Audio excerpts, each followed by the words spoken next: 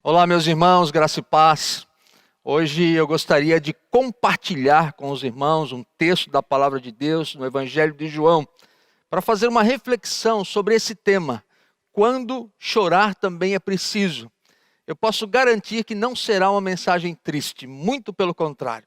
Será uma mensagem de consolo, de graça e de unção do Espírito Santo de Deus sobre a sua vida. Eu peço que você nesse instante diga: Senhor, fala comigo, ministra sobre mim, ministra sobre a minha vida, que a mão do Senhor esteja me conduzindo agora para a compreensão da tua palavra. Vamos ler, meus irmãos. Acesse aí a sua Bíblia no seu celular ou pegue a sua Bíblia física e nós vamos ler o texto de João no capítulo 20, a partir do verso 11 até o verso 18. Eu vou começar hoje falando de Maria Madalena, depois nós vamos dar um passeio pelas Escrituras para ver a relação do chorar na presença de Deus e depois então eu volto para encerrar com Maria Madalena, está bem? Então acompanhem comigo a leitura, a partir do verso 11 do capítulo 20 do Evangelho de João. Maria, entretanto, permanecia junto à entrada do túmulo, chorando. Enquanto chorava, abaixou-se e olhou para dentro do túmulo, e viu dois anjos vestidos de branco e sentados onde o corpo de Jesus fora posto, um à cabeceira e outro aos pés. Então eles lhe perguntaram: Mulher, por que choras? Ela lhes respondeu: Porque levaram o meu Senhor e não sei onde o puseram. E tendo dito isto, voltou-se para trás e viu Jesus em pé, mas não reconheceu. Não reconheceu que era Jesus. Jesus aqui já ressurreto, com seu corpo glorificado, e Maria Madalena não reconheceu. Verso 15. Perguntou-lhe Jesus: Mulher, por que choras? Pela segunda vez. Primeiro, os anjos perguntaram: Mulher, por que choras? Agora o próprio Senhor Jesus lhe pergunta: Mulher, por que choras? Às vezes essa é a pergunta do céu, às vezes essa é a única pergunta do céu. Por que você chora? Qual o motivo do seu choro? Qual a razão das suas lágrimas? Diz assim o texto: A quem procuras? Ela, supondo ser ele o jardineiro, respondeu: Senhor, se tu o tiraste, dize-me onde o puseste e eu o levarei. Ela quer saber onde o corpo de Jesus foi parar. Não sabendo que ele era o Senhor Jesus Cristo, ainda Jesus não havia se revelado, ela então quer saber onde foi colocado o corpo de Jesus. E disse-lhe Jesus: Maria. Veja bem, Jesus a chama pelo nome, não é qualquer uma, não é só mais uma mulher, não é uma no meio das muitas da multidão. Ele a trata pelo nome, é pessoal. Jesus nos conhece pelo nome. Ele diz Maria. Ela, voltando-se, lhe disse em hebraico Rabone, que quer dizer mestre. Aí então Maria Madalena reconhece Jesus. E eu imagino, não sei se você imagina como eu, mas ela se agarra em Jesus, ela segura Jesus. Eu vejo que em alguns filmes mostra a Maria Madalena segurando as mãos de Jesus, em outro ela agarrando as pernas de Jesus. Mas eu vejo que ela teve uma surpresa tão grande, tão abençoadora, que quando Jesus disse Maria, e ela reconheceu Jesus, ela se agarra em Jesus. Verso 17. Recomendou-lhe Jesus: Não me detenhas. Em outras traduções diz: Não me segures, porque ainda não subi para meu Pai, mas vai ter com os meus irmãos e diz-lhes: Subo para meu Pai e vosso Pai, para meu Deus e vosso Deus. Então saiu Maria Madalena anunciando aos discípulos, viu o Senhor e contava que ele lhes dissera estas coisas. Maria Madalena é a primeira pessoa na face da terra que viu Jesus Cristo ressurreto. Está lá em Marcos capítulo 16, o verso 9, Maria Madalena, a primeira testemunha da ressurreição do Senhor Jesus. Agora ela tem uma missão: anunciar a outras pessoas o que ela viu, o que ela presenciou na presença de Jesus. E agora dizendo: Jesus não está morto, ele ressuscitou. Fica essa pergunta então para a nossa reflexão hoje à noite: por que choras? Qual o motivo das tuas lágrimas? Você sabe o que é o choro? O que é o choro? O choro é uma defesa do nosso organismo. O choro é uma válvula de escape do nosso cérebro. Faz parte do nosso sistema de defesa. Nós choramos porque não aguentaríamos tamanho estresse do organismo, fisicamente falando.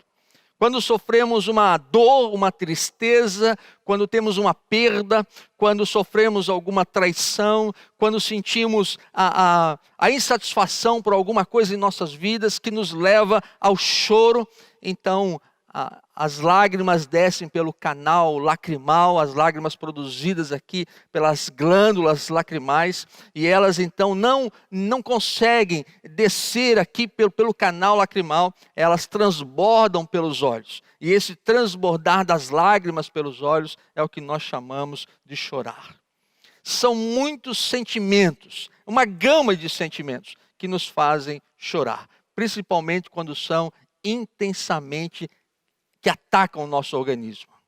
Agora também nós choramos quando temos uma alegria muito extrema. Você já disse assim, olha, eu ri tanto que cheguei a chorar. Ou você teve uma experiência de vitória tão grande, tão intensa, uma surpresa boa, tão intensa, que você acabou chorando. Nós choramos para aliviar o estresse do nosso organismo. Chorar lava a alma. Chorar acalma, chorar nos faz bem, chorar nos faz perceber que tudo pode mudar, que daqui a pouco as coisas podem ser diferentes. Davi expressa isso no Salmo 6, verso 6, quando ele está com medo dos filisteus, quando ele foge para o deserto, ele diz, todas as noites a minha cama se molha de lágrimas e o meu choro encharca o travesseiro. Parece que durante o dia a gente faz tantas coisas, tem tantas atividades, mas quando chega a noite, aí os maus pensamentos vêm, as incertezas vêm, às vezes nós temos mais perguntas do que respostas, às vezes só temos perguntas mesmo, e nós precisamos então colocar isso, extravasar, e aí choramos. E quantas vezes, talvez você já tenha tido experiência assim, que o sono não vem, mas você chora de madrugada, você molha o seu travesseiro, você não tem e não sabe como vai ser o seu amanhecer, não tem certeza de absolutamente nada. É assim, isso é o choro. Agora eu quero dizer que essa não é uma experiência exclusiva nossa.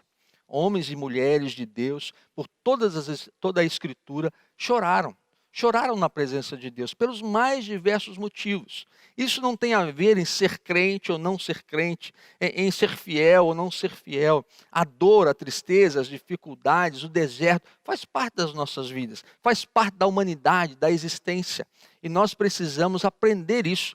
Olha só, vou dar alguns exemplos para você. Pessoas que choraram na Bíblia. Presta atenção. E se você está anotando, ou você está fazendo aí uma foto ou um print, então você pode anotar apenas o nome e a referência para que você possa acompanhar a reflexão de hoje à noite. A Bíblia diz que Ana chorou. Chorou porque ela era estéril e começou a chorar diante de Deus, pedindo a Deus um filho. E naquele mesmo momento ela disse que se Deus lhe der um filho, ela vai consagrá-lo ao Senhor desde a sua meninice. E Deus ouviu a sua oração, Deus viu o seu choro, e ela então engravidou de Samuel, que se tornou profeta em Israel. Agar chorou no deserto, porque ela foi abandonada no deserto com um filho pequeno. E quando acabou a água, quando acabou a comida, ela coloca o filho em algum lugar e ela se afasta para não ver o filho morrer de sede e de fome. E aquele choro chega até os céus. Ela chora porque não sabe o que vai fazer. Ela está sem eira nem beira, ela está sem rumo. E ela chora por não saber como vai ser o seu futuro. Davi chorou. A Bíblia diz que Davi chora e chora intensamente, numa cena muito triste, quando ele tem que fugir para o deserto para não travar uma guerra com seu filho Absalão. Ele prefere fugir para não lutar com Absalão. E enquanto ele foge, a Bíblia diz, enquanto ele sobe ali o Monte das Oliveiras, ele chora intensamente, assim como as pessoas que estavam com ele. Outro, José do Egito, quando ele recebe a visita dos seus irmãos, e ele se revela para os irmãos, ele chora copiosamente. E a Bíblia diz que ele chora tão alto, mas tão alto, que o choro dava para ouvir fora da sua casa, fora do palácio, e que chegou até os ouvidos do faraó. E mais para frente, nesse mesmo capítulo de Gênesis 45:2, diz que ele beijou cada um dos seus irmãos, e aí chorou mais um tanto. homem de Deus, servo de Deus, que chora copiosamente. Outro exemplo, Neemias. Neemias está lá na Babilônia, ele é copeiro do rei. E quando ele recebe a visita de um dos que vieram da Babilônia, que vieram de Jerusalém até a Babilônia, e ele fica sabendo da destruição de Jerusalém, da tristeza que há em Jerusalém, das ruínas que Nabucodonosor deixou a cidade, ele diz: eu me assentei e eu chorei por alguns dias. Chorei por alguns dias, só de ouvir as notícias de como estava a minha cidade, de como estava o meu povo. Eu imagino o choro e o lamento de Neemias durante aqueles dias. Jeremias, a Bíblia diz que Jeremias chorou demais. Inclusive ele é conhecido como profeta chorão, porque ele é o único profeta que escreve um livro só de lamentações. E sabe qual é o motivo do choro de Jeremias? É porque ele pregava o arrependimento. Ele buscava o arrependimento do seu povo, mas o povo não dava ouvidos, o povo era incrédulo, o povo não queria ouvir a mensagem de Deus. Então Jeremias chorava ao ver a incredulidade do seu próprio povo. Pedro chorou quando ele negou Jesus 3 vezes. E na terceira vez ele olhou para Jesus, Jesus olhou para ele e ele chorou copiosamente. Estava arrependido de ter tido aquela reação contra o seu próprio mestre. Ele chora amargamente. João também chora. Mais um discípulo de Jesus, porque João tem uma visão do céu, do trono de Deus. E ele vê que aquele que está sentado no trono tem nas mãos um livro. E esse livro contém os desígnios de Deus para o futuro. Tem os desígnios de Deus para a igreja, e não há ninguém digno de abrir o livro. E quando é dito quem é digno de abrir o livro, e não aparece ninguém, nem no céu, nem na terra, nem embaixo da terra, ele chora e chora copiosamente, porque tem ali a solução do futuro, a esperança do seu povo, a esperança da igreja. E não há ninguém que possa abrir o livro. Então João começa a chorar, até que alguém diz: não chore, João, porque o Cordeiro que venceu, o Cordeiro que venceu a morte na cruz, ele venceu e vai abrir o livro. Outro que chora, Paulo. Paulo chora porque ele prega o Evangelho, porque ele anuncia o Evangelho, porque muitas e muitas vezes o exercício do ministério pastoral, às vezes é com muitas dores, sofrimentos, angústias, traições, incertezas, injustiças. E Paulo diz: quantas vezes eu exortei vocês, eu admoestei vocês com lágrimas no meu rosto. Outra pessoa, a pecadora que unge os pés de Jesus. Jesus está num jantar na casa de Simão, então entra uma mulher e ela traz nas suas mãos um perfume, ela traz um unguento caríssimo. E ela então começa a lavar os pés de Jesus e a ungir com aquele perfume. E à medida que ela tem aquele ato de gratidão, de redenção diante de Jesus Cristo, ela começa a chorar. E as lágrimas caem nos pés de Jesus. E ela começa a lavar os pés de Jesus com as suas lágrimas e a enxugar com os seus cabelos. E meus irmãos, Jesus também chorou. Numa demonstração de 100% da sua humanidade, Jesus Cristo chorou. Chorou 3 vezes no relato bíblico. Ele chorou quando perdeu um grande amigo, Lázaro. Ele chora. Ao ver as suas irmãs Marta e Maria chorando, Jesus chora juntamente com elas.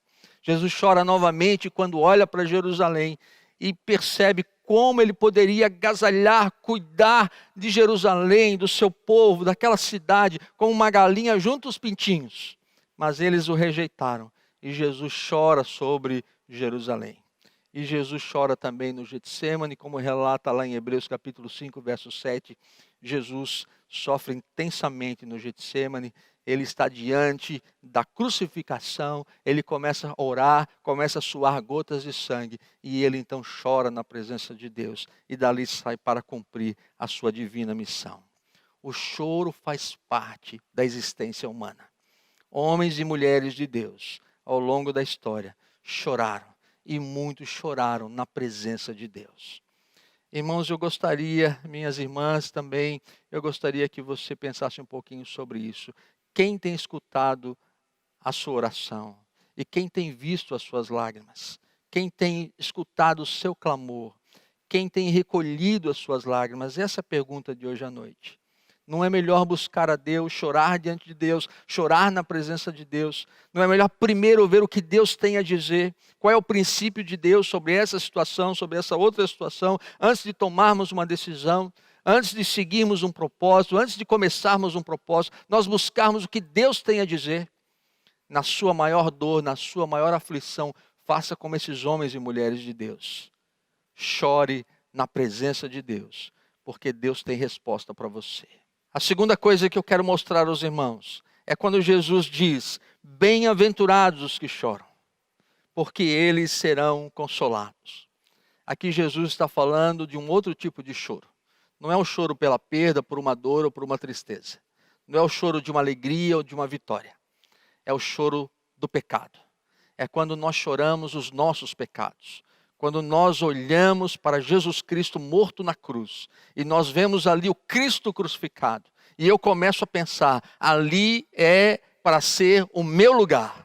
Ali Jesus Cristo está levando os meus pecados. É ali que eu vejo que Jesus Cristo morreu na cruz por mim. Eu me rendo a Ele. Eu reconheço o que Ele fez por mim. E quando eu olho para mim, quando eu me enxergo, eu vejo que sou um pecador, miserável pecador. E eu preciso de Jesus Cristo para a minha salvação.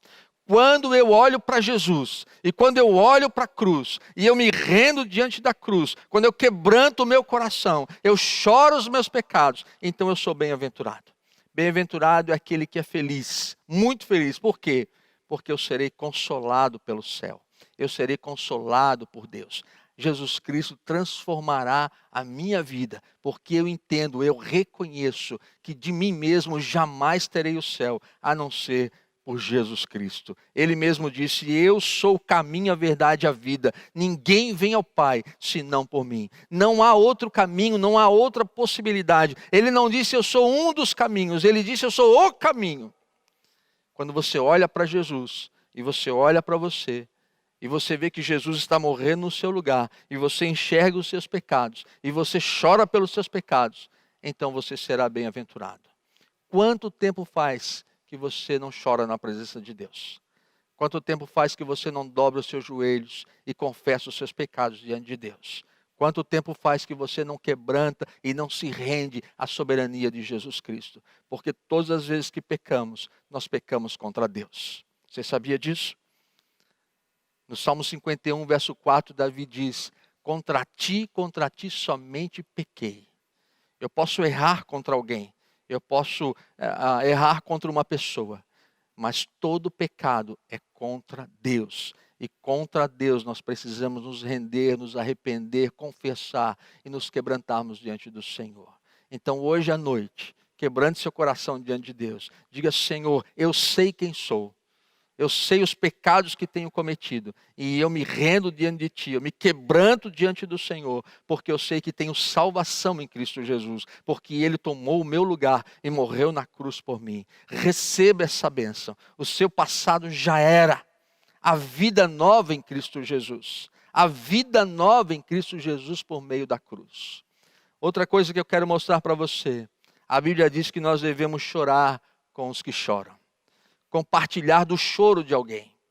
Peça para Deus, quando você ver alguém chorando, diga: Senhor, faz de mim um consolador. Faz de mim um semeador de esperança. Quero dizer uma coisa para você muito séria. O choro do outro é solo sagrado. O sentimento do outro é solo sagrado. Nós não compreendemos o tanto que dói naquela pessoa.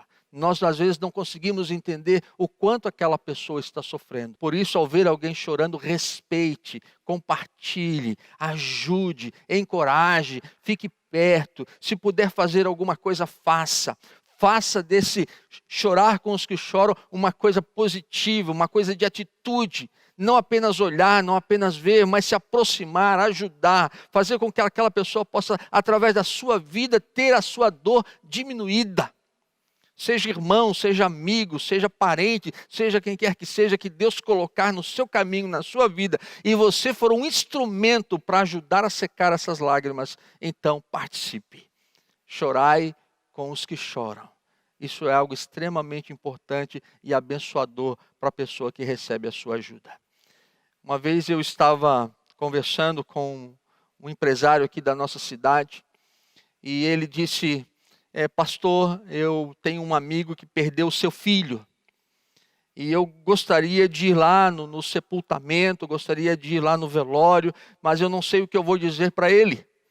Eu não sei que palavras vão poder consolá-lo. E eu disse: não diga nada, porque às vezes nessa hora palavras não são suficientes. Às vezes não conseguimos encontrar palavras para ajudar alguém numa situação como essa, ou consolar alguém que tem uma perda tão grande quanto perder um filho. Eu disse a ele: vá ao velório, vá ao sepultamento e fique somente perto do seu amigo. Fique perto dele. Se ele precisar de água, vá buscar. Se ele precisar de um lenço para chorar, ofereça. Se ele precisar de ajuda para alguma coisa ali do sepultamento, faça, mas fique perto dele. No outro dia ele me ligou, ele falou: pastor Jonas, eu fiz exatamente o que o senhor disse para mim fazer. E depois o meu amigo me ligou e disse: olha, muito obrigado pela sua ajuda. A sua presença junto a mim foi muito importante naquele momento tão triste da minha vida. Às vezes é só isso que as pessoas querem de nós. Atitude, consolo e graça através dos nossos atos de bondade. Chorai com os que choram. Agora tem algo muito importante nesse tema, nessa nossa reflexão, é que Deus se importa com o nosso choro. Meu irmão, minha irmã, meu amigo, eu não sei onde você está agora, que você está ouvindo, participando do nosso culto, você está ouvindo essa mensagem, é mensagem de Deus para a sua vida. Deus se importa com o nosso choro. Diz lá em 2 Reis 25 que eu, o Senhor, escutei a tua oração e vi as tuas lágrimas. Ele falou isso sobre Ezequias. Ezequias recebeu a visita do profeta Isaías e disse: Ezequias, prepare a sua casa porque você vai morrer. E a Bíblia diz que Ezequias virou o rosto para a parede e chorou copiosamente. Eu sempre me lembro daquele personagem do Chaves, o Kiko, não é? Ele virou o rosto para a parede e chorou copiosamente. E sabe quem viu aquele choro? Sabe quem viu aquela lágrima? Sabe quem ouviu aquele pranto? O Senhor nosso Deus. E Deus diz assim para Isaías: vai lá e fala para Ezequias que eu vi as suas lágrimas e vou lhe dar mais 15 anos de vida. Nós encontramos lá em Gênesis 21:17, eu falei sobre Agar no início dessa reflexão. Deus, porém, ouviu a voz do menino, o menino que estava chorando de sede, de fome, o menino que estava chorando junto com a sua mãe, que a mãe estava completamente desnorteada, sem esperança. A Bíblia diz que Deus ouviu a voz do menino quando ele estava clamando pela sua mãe, quando ele estava chorando. Um outro texto maravilhoso é o Salmo 56, verso 8, que diz assim: recolhesses as minhas lágrimas no teu odre, e não estão elas escritas no teu livro? Ah, irmãos, que cena maravilhosa, quando Davi se sente em oração, chorando na presença de Deus, ele tem medo das coisas que estão por acontecer, ele está na mão dos inimigos dele, e ele diz: Senhor, eu sinto que o Senhor recolhe as minhas lágrimas no teu odre. O odre é uma vasilha de couro de animais, uma vasilha normalmente para se carregar água, para se carregar algum tipo de líquido. E ele imagina Deus com o seu odre recolhendo cada uma das lágrimas de Davi. Você imagina isso? Quando você se derrama na presença de Deus. Quando muitas vezes à noite no seu travesseiro você chora copiosamente, imagina: Senhor, eu sei que o Senhor está me vendo, está vendo as minhas lágrimas, e o Senhor recolhe as minhas lágrimas no teu odre. E mais que isso, diz o texto dos Salmos que Deus anota o motivo de cada uma delas. Isso é, Deus sabe qual o motivo do seu choro. Deus sabe qual o motivo das suas lágrimas. E eu sei que eu não estou falando só de mim. Eu estou falando de você também. Quantas e quantas vezes você chorou na presença de Deus? Ou quantas e quantas vezes as noites em claro, em que o sono não vem, e você chora copiosamente. Você não está sozinho. Você não está sozinha. Há alguém que vela por você, que zela por você. É alguém que vê o seu choro. É alguém que sabe a razão das suas lágrimas. E essa pessoa é Deus. E Ele promete mudar isso. Lá em Jeremias 31:13 diz: tornarei o seu choro em alegria e os consolarei e transformarei em regozijo a sua tristeza. Você acredita nisso? Você crê nisso? Outro texto, Ester 9:22, depois de uma grande vitória sobre o exército inimigo lá na Pérsia, ele diz: se lhes mudou de tristeza em alegria e de luto em dia de festa. É instituído nesse dia a festa do Purim, que os judeus comemoram até os dias de hoje, porque a tristeza, o pranto, porque eles seriam mortos naquele dia, Deus lhes deu a vitória e Deus transformou o luto em alegria. Isaías 61:3, falando da vinda do Messias, da missão do Messias, ele diz: a consolar todos os que choram, e é óleo de alegria em vez de pranto, veste de louvor em vez de espírito angustiado. Outro texto, promessas de Apocalipse 7:17 para a nossa vida eterna, para o futuro. E Deus lhe enxugará dos olhos toda a lágrima. E você já deve ter sublinhado aí na sua Bíblia o Salmo 30, verso 5, que diz: o choro pode durar uma noite, mas a alegria vem pela manhã. Um dia de muita chuva, de tempestade mesmo, de chuva forte, eu estava em casa, o interfone tocou, era um irmão dizendo: pastor, você pode descer um pouquinho? Ele estava um pouco com a voz meio chorosa. Pastor, você pode descer um pouco, eu preciso conversar contigo. E eu então desci com meu guarda-chuva e entrei dentro do carro dele, na frente ali do meu condomínio, e nós começamos a conversar. E dava para ouvir a intensidade forte da chuva no teto do carro. E ele chorava bastante, uma situação muito difícil. E eu disse a ele: você está vendo essa chuva? Você está vendo essa tempestade? Eu quero te dizer uma coisa. Um dia, nós vamos abrir a janela da nossa casa e o sol vai estar brilhando. Eu não sei quanto tempo vai durar essa chuva. Eu não sei se até amanhã, até depois de amanhã, ou se essa chuva vai durar alguns dias. Eu não sei. Eu também não posso dizer para você se vai ser uma chuva muito forte ou não tão forte, de muita intensidade ou pouca intensidade. Eu só posso dizer para você uma coisa. Um dia você vai levantar da sua cama e você vai abrir a janela do seu quarto e o sol vai estar brilhando. Assim vai ser com o seu problema, meu irmão. Um dia, eu não sei quando, você vai se levantar de manhã e Deus vai ter novidade de vida para você.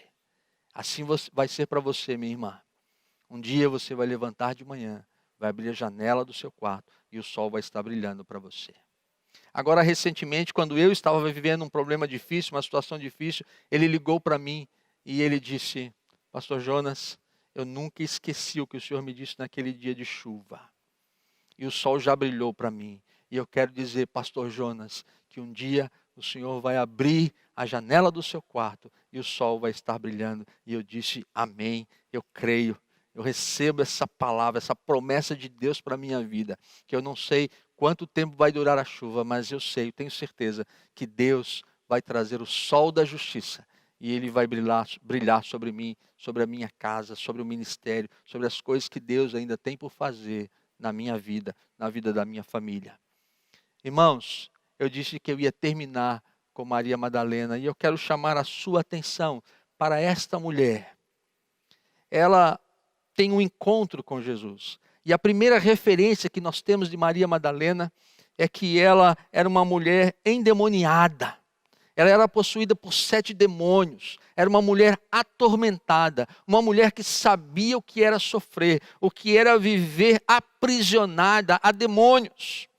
Mas ela tem um encontro com Jesus. E quando ela se encontra com Jesus, ela é liberta, completamente liberta. Jesus lhe dá vida nova. As correntes são quebradas, as cadeias são abertas. Essa mulher experimenta vida nova, tem esperança de futuro. E aí diz o texto que ela começa a seguir Jesus, juntamente com outras mulheres. E ela serve a Jesus Cristo, inclusive com os seus bens. Então não foi só um evento. Ela agora tem um Senhor, ela agora tem um Mestre, ela agora acompanha Jesus, ela vê Jesus, ela ouve Jesus, ela vê Jesus realizando os seus milagres, ela participa do ministério de Jesus. Não foi só um culto, foi uma transformação de vida. Agora ela é seguidora de Jesus Cristo. E quando Jesus vai para a cruz, os discípulos já abandonam, alguns discípulos se escondem, a multidão grita, crucificam. Mas quando tem a descrição de quem estava aos pés da cruz, diz lá que estava João, estava Maria, mãe de Jesus, e estava também Maria Madalena. Agora seguir Jesus é correr risco. Agora seguir Jesus é ter algum perigo. Mas ela não desiste, ela é fiel, ela fica até o fim, ela está aos pés da cruz. Aí vem alguns homens, retiram Jesus da cruz e levam para o sepulcro. Colocam Jesus dentro de um sepulcro, fecham a porta, rolam aquela pedra, fecham a porta do sepulcro. E aí o texto bíblico diz que Maria Madalena fica sentada na frente do sepulcro. Eu imagino que ela fica pensando, e agora? Quem vai me amar assim? Quem vai me acolher assim? Para onde eu vou? O que eu vou fazer da minha vida? Ela fica sentada, olhando para o sepulcro fechado. Aí passa o sábado, e no sábado ela deve ter pensado, eu ainda não fiz tudo por ele. Eu ainda não fiz tudo o que eu podia fazer pelo meu Senhor Jesus. E ela sai, compra perfumes, ela compra uns bálsamos, e no domingo de manhã, bem cedo, ainda madrugada, ela vai até o sepulcro para ungir o corpo de Jesus. Presta atenção, Jesus está morto. Ela não vai pedir nada. Ela não vai em busca de bênção. Ela vai para servir o seu Jesus, o seu Senhor. Quando ela chega no sepulcro, a pedra está removida. Ela corre e vai chamar Pedro e João. Eles vêm, eles entram no sepulcro, eles olham e veem que o corpo de Jesus sumiu. E eles saem correndo, apavorados. Não sabem o que está acontecendo. Maria fica ali. E ela chora intensamente, porque roubaram o corpo de Jesus. Ela olha para dentro do sepulcro chorando. E ela vê dois anjos, um sentado na cabeceira e o outro aos pés do lugar onde Jesus estava. E os anjos perguntam para ela, por que choras? E ela diz, roubaram o corpo do meu Senhor. Então ela olha e ela vê Jesus. E Jesus pergunta para ela, por que choras? Qual o motivo do teu choro? E ela diz, se você pegou, ela não sabia, ela não reconheceu Jesus, ela achava que ele era o jardineiro. Se você pegou o corpo do meu Jesus, me diz onde está, que eu vou lá buscá-lo.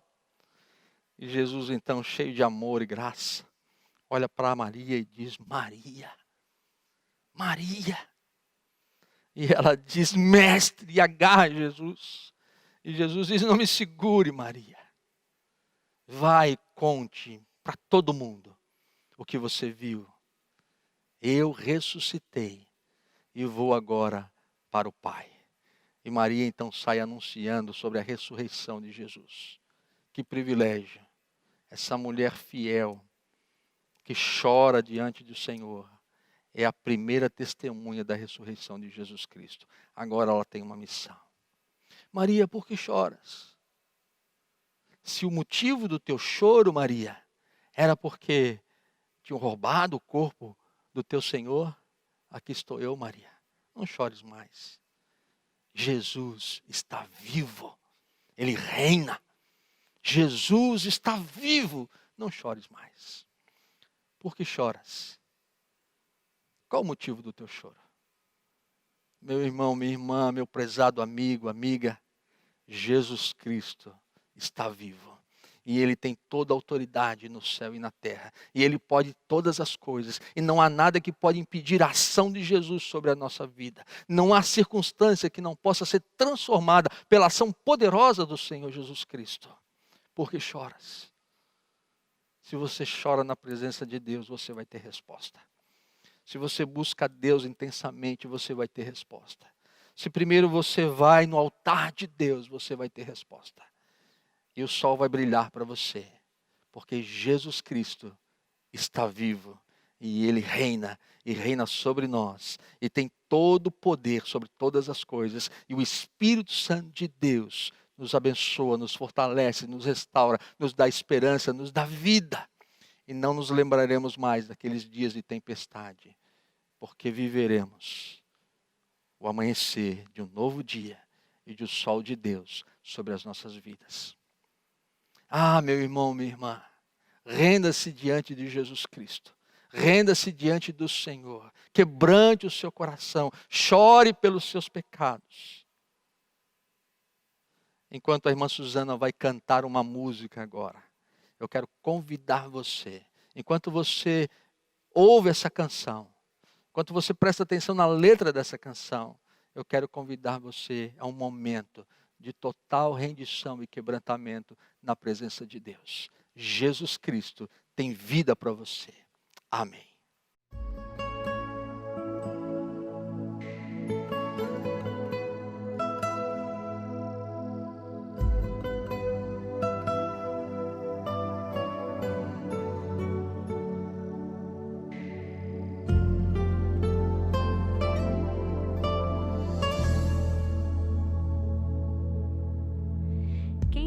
Crente sorrindo, de repente pode até pensar que o crente 24 horas vive sem motivos pra chorar. Mas há uma diferença quando o crente enfrenta os problemas seus. É que o crente não chora pro mundo, ele chora pra Deus. Seu pranto no céu é ouvido e Deus se põe a responder. E mesmo que seja um gemido, Deus sabe qualquer gemido entender. E logo o Espírito Santo faz o coração consolo sentir. Por isso que o crente só chora pra Deus ouvir.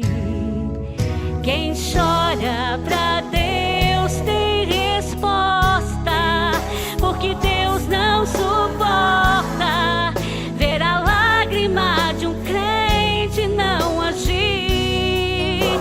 O céu se comove na hora e vem a vitória, e não há no mundo quem possa impedir.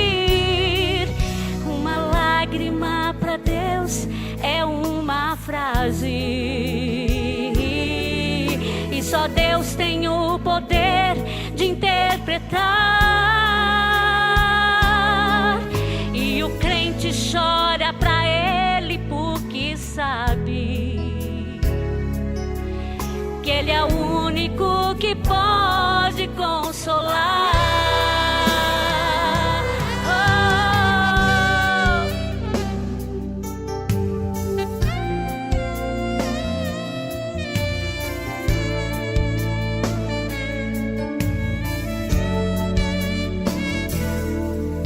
Seu pranto no céu é ouvido e Deus se põe a responder. E mesmo que seja um gemido, Deus sabe qualquer gemido entender. E logo o Espírito Santo faz o coração consolo sentir. Por isso que o crente só chora pra Deus ouvir. Quem chora pra Deus tem resposta, porque Deus não suporta ver a lágrima de um crente não agir. O céu se comove na hora e vem a vitória, e não há no mundo quem possa impedir. Uma lágrima para Deus é uma frase, e só Deus tem o poder de interpretar. E o crente chora para Ele porque sabe que Ele é o único que pode consolar.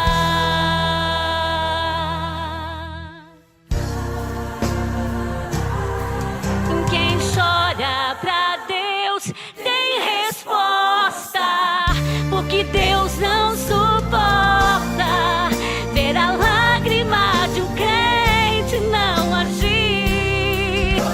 O céu se comove